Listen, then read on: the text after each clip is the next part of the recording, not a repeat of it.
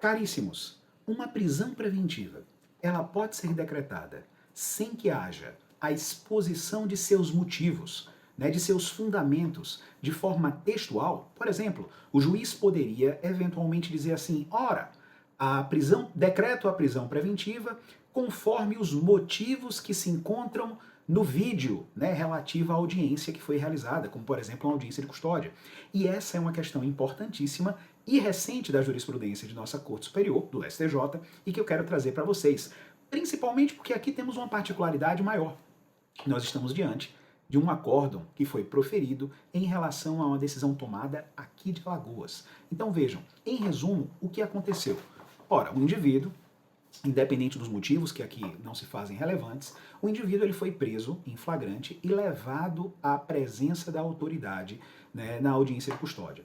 Como se sabe, qual é a finalidade da audiência de custódia? Bem, a audiência de custódia ela é uma audiência, né, ela é uma forma de trazer um indivíduo que foi preso à presença da autoridade jurisdicional para que a autoridade ela possa não discutir a existência ou não do crime, mas principalmente verificar sobre a possibilidade de aplicação eventual de medidas não prisionais, né, justamente para que o juiz possa analisar se há efetivamente a necessidade de manutenção da prisão, se houve o flagrante efetivamente, e se há necessidade de conversão desse flagrante em prisão preventiva. Mas uma das grandes razões de trazer o indivíduo à presença física da autoridade é justamente para que se possa mensurar e se possa apurar eventuais denúncias de tortura, por exemplo, que a gente sabe que, infelizmente, ainda são muito comuns. Para isso, o Conselho Nacional de Justiça, ele editou desde 2015 uma resolução, que é a resolução número 213. E essa resolução, lá no artigo 8º, ela basicamente descreve o que é que deve acontecer na audiência de custódia. Bem, a audiência de custódia, a gente sabe, vão estar presentes o indivíduo que foi preso, vão estar presentes o Ministério Público, vai estar presente a defesa, seja aquela constituída, seja o defensor público, e obviamente vai estar presente também a autoridade jurisdicional, certo? E aí é que tá. Se vocês pegarem isoladamente o artigo 415 do Código de Processo Penal, vocês vão ver que, na realidade, toda audiência, o correto, até para garantir a sua maior fidedignidade, para garantir a sua maior fidelidade com o que realmente aconteceu naquele dia diante do magistrado, o ideal é que essas audiências elas sejam registradas em mídia. Isso significa elas sejam filmadas, elas sejam gravadas, especialmente na audiência de custódia, que ela seja registrada preferencialmente em mídia e eu digo mais, em vídeo, tá? Por quê? Porque o vídeo vai poder respaldar as conclusões que eventualmente foram tratadas naquele dia. A própria presença física, né, como o réu se encontrava, como o flagranciado se encontrava naquele momento. E aí sim, esse registro que é feito, essa filmagem que é feita, essa gravação que é feita, o magistrado poderia eventualmente se utilizar dela para somente a partir dela decretar a prisão e os fundamentos ficarem lá. O Superior Tribunal de Justiça tem entendido que não. Por quê? Porque a finalidade desse registro é justamente para que se possa, né, a gravação audiovisual, né, a utilização desse mecanismo tecnológico, ele é importante para quê? Para se garantir a fidelidade da oitiva da pessoa que foi presa, eventuais postulações, eventuais pedidos, né, feitos pelas partes, tanto pelo Ministério Público quanto pela defesa, mas isso não permite que se deixe claro, e agora o STJ tem decidido isso de maneira recorrente, essa faculdade, gente, ela não permite ao magistrado que ele venha se desincumbir de constar em ata, né, na ata da audiência, os fundamentos que ele utilizou quanto à legalidade da manutenção da prisão, da sua conversão em prisão preventiva. Então não basta, como aconteceu nesse caso específico aqui de Alagoas, não bastaria o magistrado, por exemplo, dizer, lá no termo de audiência, o decreto, a prisão e os fundamentos dessa prisão estão no vídeo, estão no registro audiovisual, certo?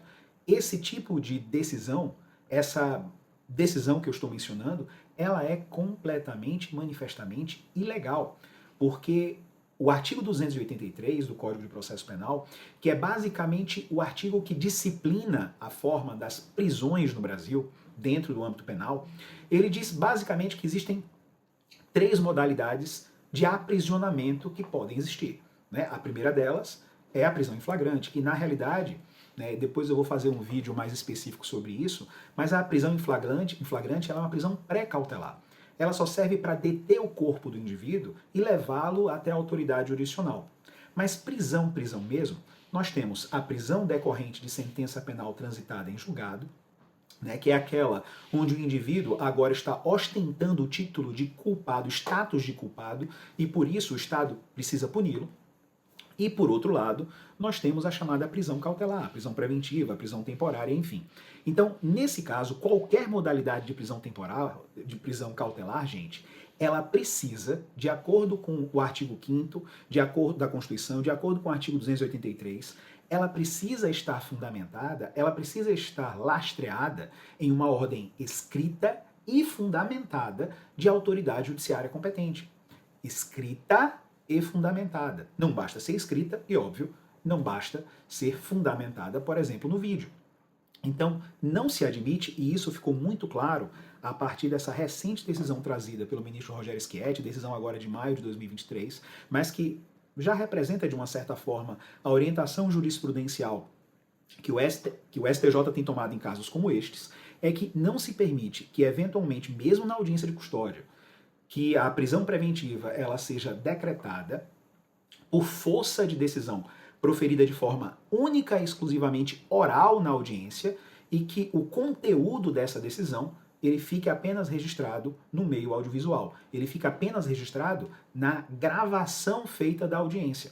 É preciso e é obrigatório, sob pena de ilegalidade da prisão e seu eventual relaxamento, que a indicação dos fundamentos que ensejaram a decretação daquela prisão, né, a conversão do flagrante em prisão preventiva, ela fique textualmente expressa na ata da audiência. Ou, eventualmente, caso não tenha sido feito dessa forma, o STJ tem entendido por uma segunda modalidade, que seria o quê? Seria a degravação integral da audiência. O que importa é que nós tenhamos um texto expresso, escrito, que não fique só abalizado no registro audiovisual, na filmagem feita da audiência, cuja cópia desse texto, muita atenção, precisa ser entregue primeiro ao preso, mas também ao Ministério Público e à defesa, seja ela a Defensoria Pública, seja ela a defesa constituída.